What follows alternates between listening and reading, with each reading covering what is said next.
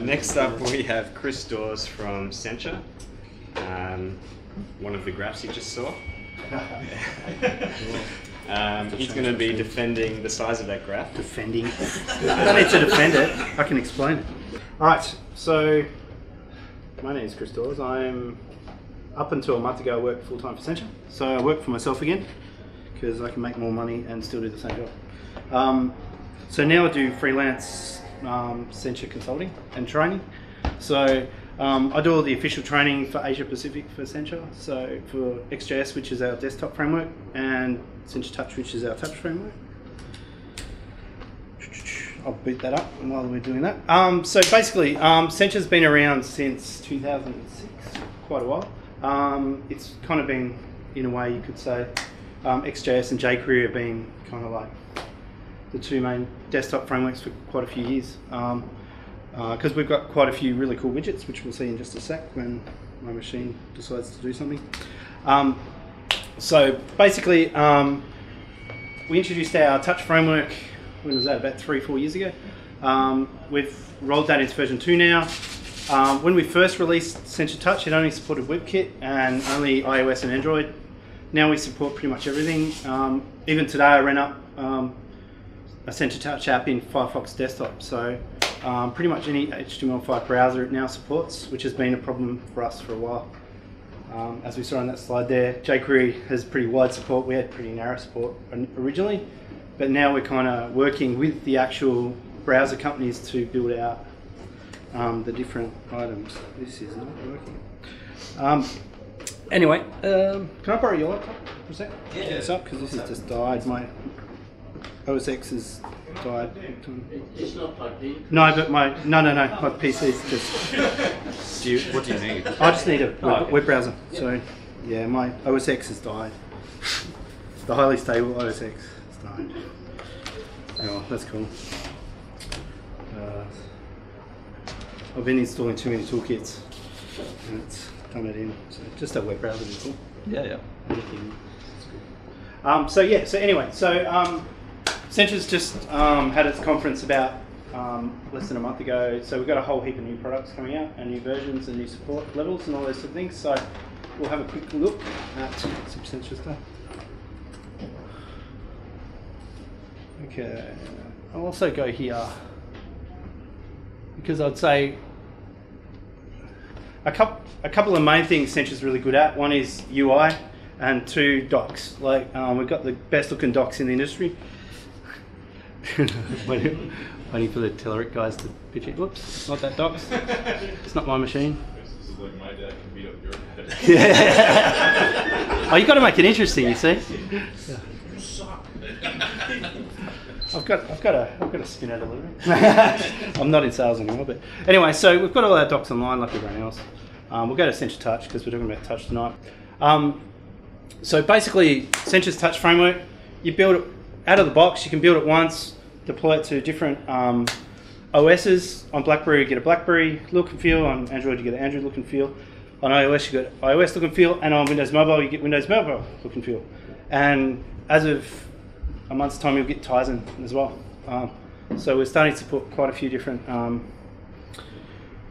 browsers and things like that. So this is our docs. Basically, inside our API docs, this is all generated directly off our source code. So we don't have a separate set of docs to our source.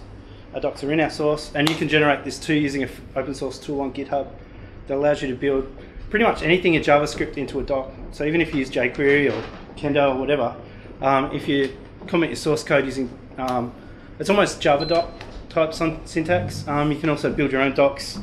As such, it's all fully inherited, OO and all that sort of stuff. So you can search through all the different items. If you sign in, you can post comments in line 2, in the docs, so you can tell us if our docs are out of whack, or you found something weird, or I don't know, you just want to ask a question, as well as the forums. If you go into something, we'll just go into data view. For instance,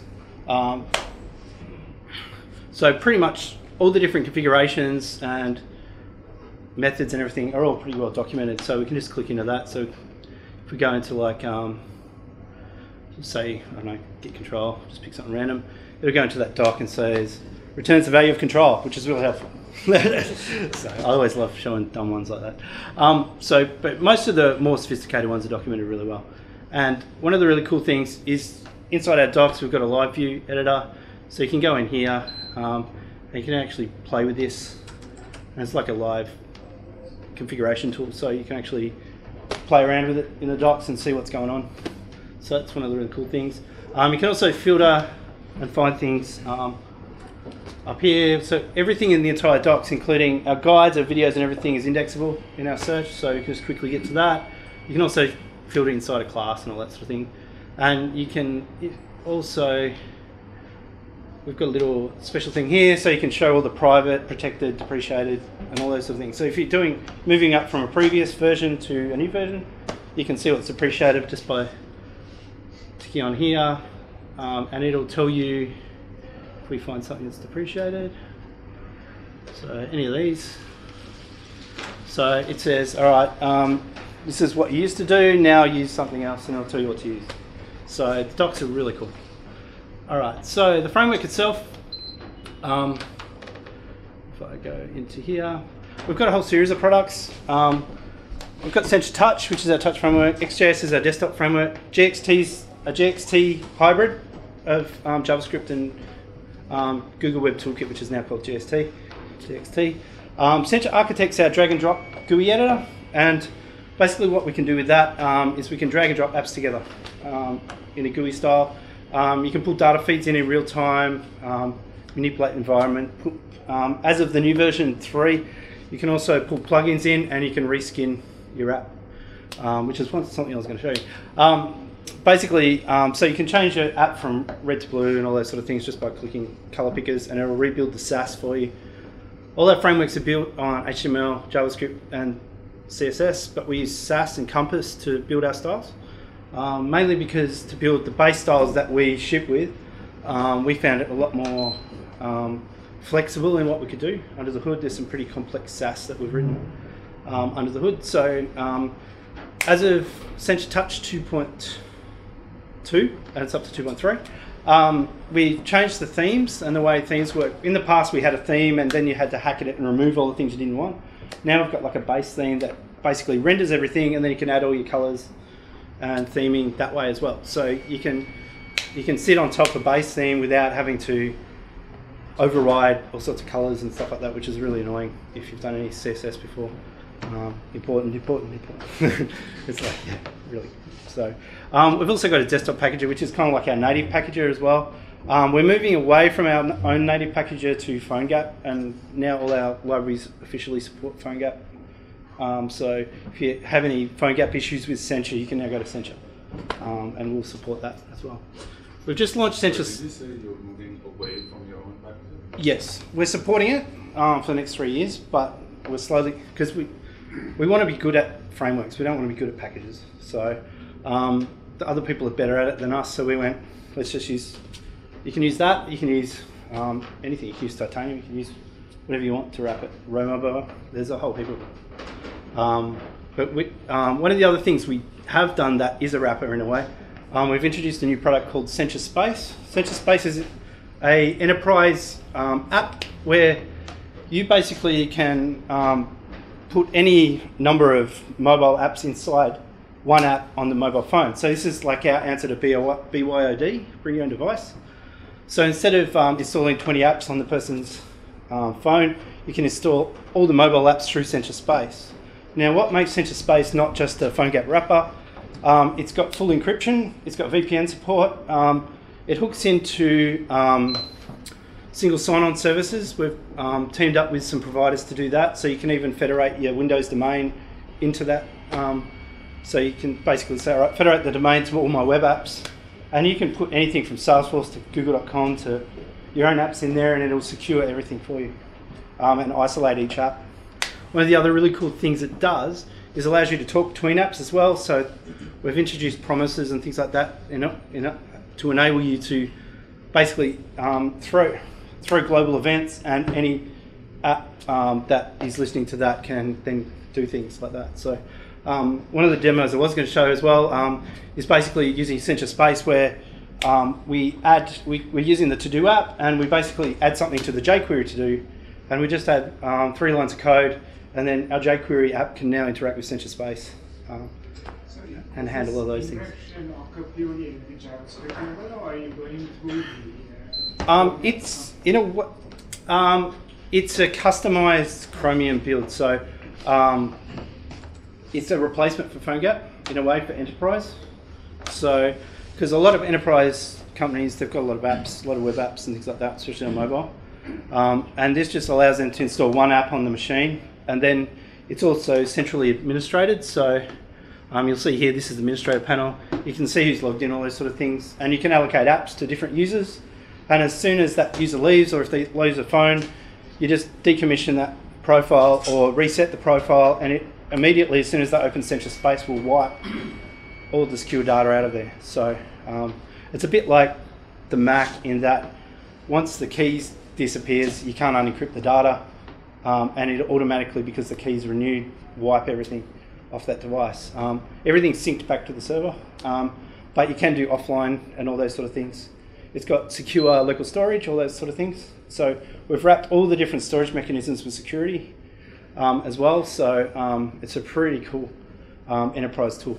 So like companies like Telstra and AT&T and all sorts of big enterprises love this sort of stuff because it means they can just put one app on a phone on any platform, Android, iOS, BlackBerry, Windows Phone, and it just works everywhere. So that's pretty cool. So there's no differences in the database access, for example? It'll automatically switch between them. So the library that's sitting inside Centerspace knows, all right, this browser supports this browser supports that. So is there a layer of sort of database abstraction there that you run across? All Sencha libraries have sort of like 3 different layers. So we have our data store, which contains our cache of records. We've got our model, which defines like our record definitions, so to speak, and validations. And then we've got a proxy layer that's seamless to those. So the proxy, like in local storage, would store it. It would know everything about local storage. You could then snap that out and say, all right, make that JSONP and throw it to a different server. And you'd use the same save and load and everything in the rest of your store layer. So that's one of the really cool things about Sencha's frameworks is between desktop and mobile, you're using exactly the same code for your data layer. You can pretty much copy and paste it mostly. It's probably 95% you can copy and paste between the 2 frameworks. And that'll change later this year when we release version 3 of Touch and 5 of XJS. Sometime late this year, early next year. So cool. So that's in a nutshell what Sencha's about. We've got all the normal bits and pieces like graphing, support. We've got a draw library. We actually hired the guy Raphael to write our drawing libraries. So he's based in Sydney. Actually, he's more in California these days because he works for Adobe doing W3C paperwork. So he's a standards junkie. That's why he's an SVG expert. We've got all that sort of stuff baked in.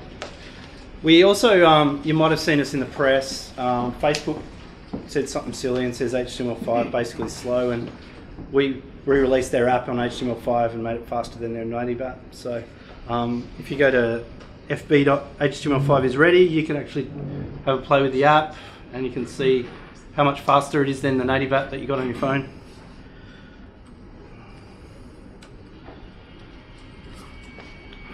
So if you go there, you can log in with Facebook on any device and off you go.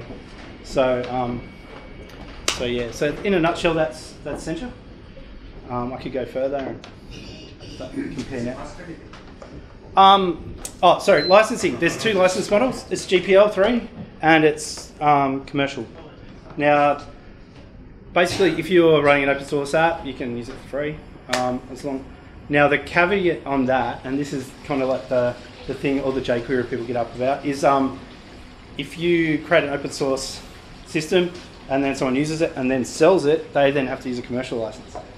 So downstream, they will need to buy a commercial license if they commercialize a product that's built using that as a tool. So if you build a CMS with XJS as a GPL and then you release it and then someone wants to use that as a commercial product, they have to buy a commercial license, which is $300. So if I write an app and I release it free, But does that still fall under commercial yes, license? yeah. now in Sencha Touch, our commercial license is free, unlimited handsets.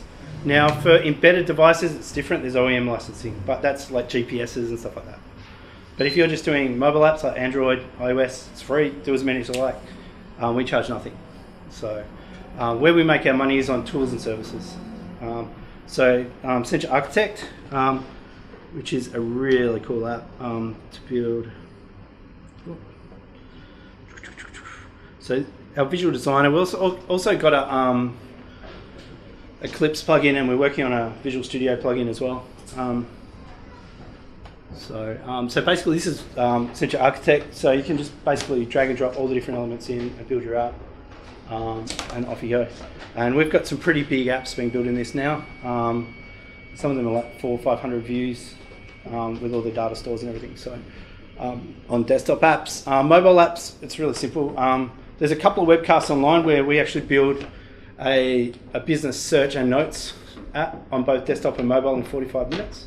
So we do that live. So from scratch, everything's on the screen. There's no copy and paste. So it can be very quick to build HTML5 apps. Now, the one thing I'll say about HTML5 apps is quite often one of the complaints is they're slow. And I'd say HTML5 natively is slow on mobile. And therefore, that's why you need to use a framework to optimize. Because the frameworks optimize how everything's rendered. And this is one of the really big things we've put into Sencha Touch 2.3 is animation queue rendering. And this is how we did our Facebook app. So instead of trying to render each, just say you had a list of 50 things, instead of trying to render each one at a time, you can start and stop the in the browser now the animation. So you can say, all right, let's render 5 of those at a time in a block, and it's a lot faster. And then there's a few other tricks like using iframes and a few other things that you can do on HTML5 in mobile to drop those the child items inside the iframe out of the DOM. So if they're constantly refreshing, or you've got data that's dissimilar for each item, that's a really good way to do it without making the whole browser reflow and refresh, and that's what slows down your browser. So so at the end of the day, we deal in web apps, we don't deal in websites. And some people go, oh, how come it's not responsive and this and that? And we'll go, well, that's because we deal in web apps, we don't deal in web sites. So pretty much most of the control panels you see out there are built in either JQuery or XJS. Like EMC, Microsoft, Apple even use our frameworks. So they're pretty good and pretty fast these days. So. Is there any questions? Yep. So XJS seems to be mainly for corporate enterprises building dull, slow kind of corporate apps quickly without really caring how they work that much to want to get it on a page. Is Sencha Touch any better? Because well, it depends how familiar. All of the XJS apps stuff used by big businesses and stuff, not some of that's carefully, got a beautiful UI design that they want to make into reality. I wouldn't say it's slow. In fact, most of the enterprise level tool providers use our framework because it's fast. And AT&T has rebranded our framework for mobile to use as their SDK. So that speaks for itself, I guess, because they're the biggest telco in the world, really, as far as development, stuff like that. So fast and slow depends on who developed it as well. I've seen some pretty bad XJS apps. I've seen some really fast ones. And it's not that hard to build a fast app if you know what you're doing. One of the downsides of XJS is steep learning curve initially.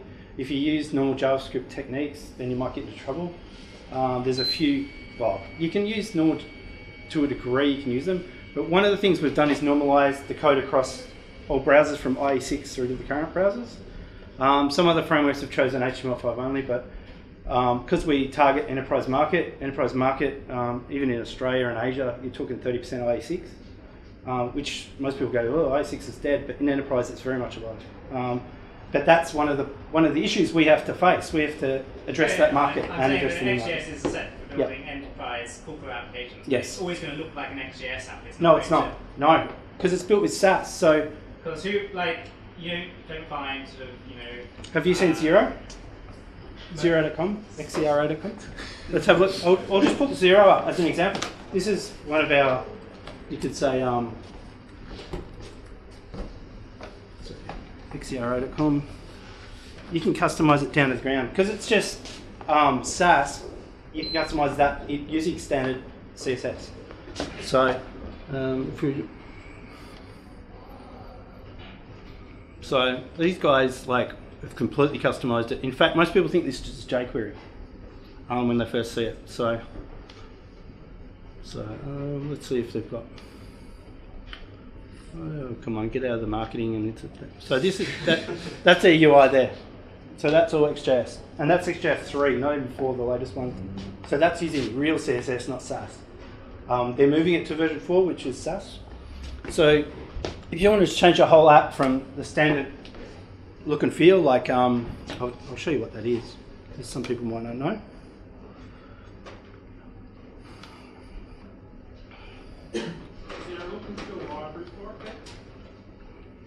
There's 3 or 4 base themes, and then there's also a watered down theme with no colouring and things like that that you can base off. But because it's JavaScript framework and there's a lot of divs and everything else under the hood to support all different browsers, we've kind of styled around that. So if we go to samples,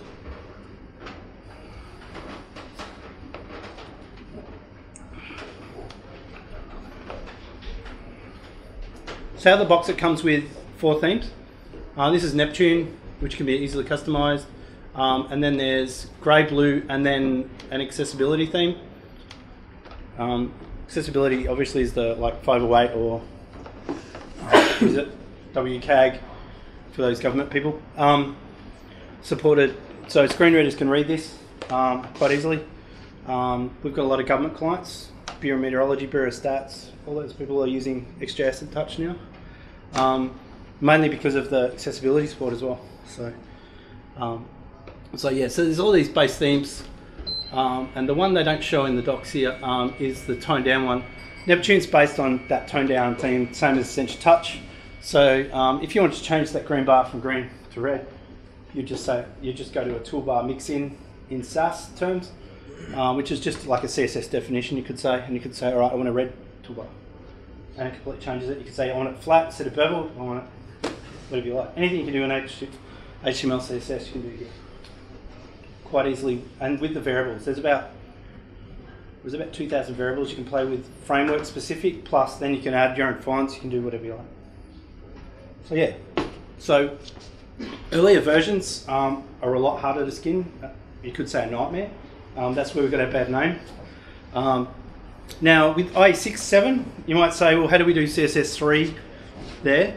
We've got a tool called Sencha Command, which is our command line build tool, which minifies the code, takes out any of the classes you're not using in your code, and builds you a nice little compiled XJS version. That also basically allows you to do a whole bunch of different things. So we can do our Sass building in there for our themes. We can do minification, and we can do all sorts of really cool things with that. We can also create our skeleton templates. So you can go Sencha create app, my app, and it'll create a skeleton template. Then you can apply the base theme and then theme from there. So there's plenty you can do. And one of the other big things that people say about XJS is it's a massive library. I don't want to download that every time. There's 2 options. If you've got a lot of different apps, you could always pull it off the CDN, or if you use Sencha Command, you can bring it right down to almost nothing if you're not using a lot of the libraries. But obviously, if you're using some of our grids, which is pretty much the killer feature of XJS, always has been, you can do pretty much anything in our grids. Locking grids, all sorts of, oh, that one's got a progress bar instead. So this one's reconfigured. So basically, without changing much, you can basically put completely different data sets in the same grid and all those sort of things. You can do all your groupings, paging, everything that you could ever think of. And it's now getting up to the speed of some of the really fast lightweight grids, which is really cool as well. Sure. Is there any other questions? What I touch on? So other than the licensing difference, is there any other difference between the GPL version and the commercial? There's absolutely no difference between the code, except in there's a watermark on the graphs in the GPL version. And someone asked that the other day, how do I get rid of the watermark? And I said, well, you pay for it, and then it goes away. So, or you can just hack it. But yeah, because it's just web standards. So at the end of the day, you can't really. But is the source readable in the GPL version, or is it Yep. And there's 3 different versions. There's a dev version, a debug version, and a live version that you can use. Actually, there's 6 versions. But they're the 3 main concepts. So dev is for development. So that will also throw warnings if you haven't required the correct libraries and all those sort of things. Debugs for testing, and obviously the minified full versions for that. There's also a dynamic loader as well, so it'll load classes as you require them in development mode, and then, or you can just use the basically the all version, which has all the classes in it, which you wouldn't really use in production, but you could if you wanted. So yeah, yep. Yeah. So this library has got a lot of widgets. Yes. Does it have other features in, like for example, a browser and that sort of thing? What do you mean by a browser? Like a router. So a router. So like for like an event bus. Mapping URLs to different pages. Okay, yeah, it's got history support, so and routing support. That's about to get heaps better. In Sencha Touch, we've got a much better routing library than XJS at the moment, but the routing library is about to get ported over. So, and that's an industry standard routing library. As you see with some of the micro frameworks, there's some really good routing libraries, and we're trying to get those in as much as we can.